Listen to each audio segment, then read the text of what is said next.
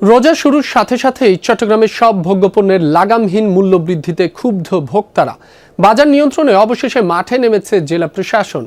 খাতুনগঞ্জে তদারকির সময় কৃত্রিম মূল্যবৃদ্ধি এবং সিন্ডিকেটের কারসাজির বিরুদ্ধে ব্যবসায়ীদের সতর্ক করা হয়। কাঁচাবাজারে অভিযান চালিয়ে বিক্রেতাদের জরিমানা করেছে ভোক্তা অধিকার সংরক্ষণ অধিদপ্তর। সিলন টি রপ্তানিতে শীর্ষে।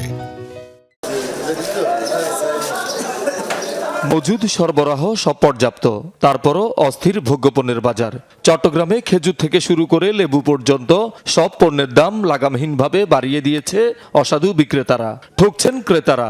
এ অবস্থায় সকালে খাতুনগঞ্জে যান জেলা প্রশাসক। পেঁয়াজ, খেজুর, ডাল, চিনি, ছোলা সহ রমজানে প্রয়োজনীয় ভোগ্যপণ্যের আড়তে গিয়ে দাম যাচাই করার পাশাপাশি বিক্রেতাদের সতর্ক করেন।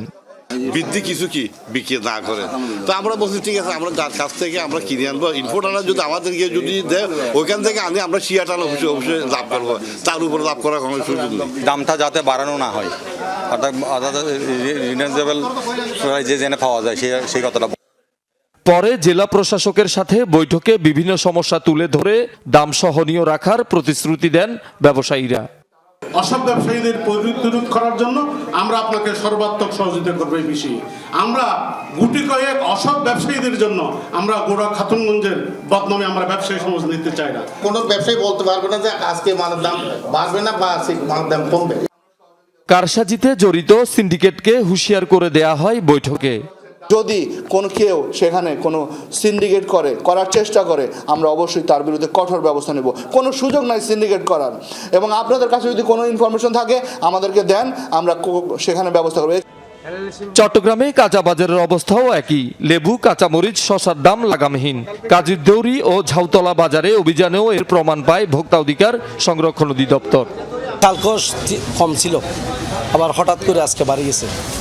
কাঁচামরিচ কালকে 100 টাকা ছিল, আজকে 110 টাকা হয়ে গেছে। শসা কালকে ছিল 80 টাকা, আজকে হয়ে গেছে 110 টাকা। আমার কারণ একজন বিক্রি করেছে গাজর, ইনি উঠে গিয়ে বলছে একজন লেবু, একজন শসা, ওরা স্লিপ দিচ্ছে না। আমাদের 50 টাকা কিনা 60 টাকা বিক্রি, এটা 70 টাকা কিনা 80 টাকা বিক্রি, এটা 70 টাকা 80 টাকা, এরকম আর কি এভাবে চলতেছে। বেগুন পণ্য যাচাই করে কিনবে এবং যাচাই করে বাজার অনুসারে যথাযথ ক্রয় অনুসারে যথাযথভাবে মূল্যে বিক্রি করবে। তদারকি আমাদের অব্যাহত থাকবে। আমরা পরবর্তীতে আসলে আবার আইনগত ব্যবস্থা গ্রহণ করব। শহীদুল সুমন, যমুনা নিউজ, চট্টগ্রাম।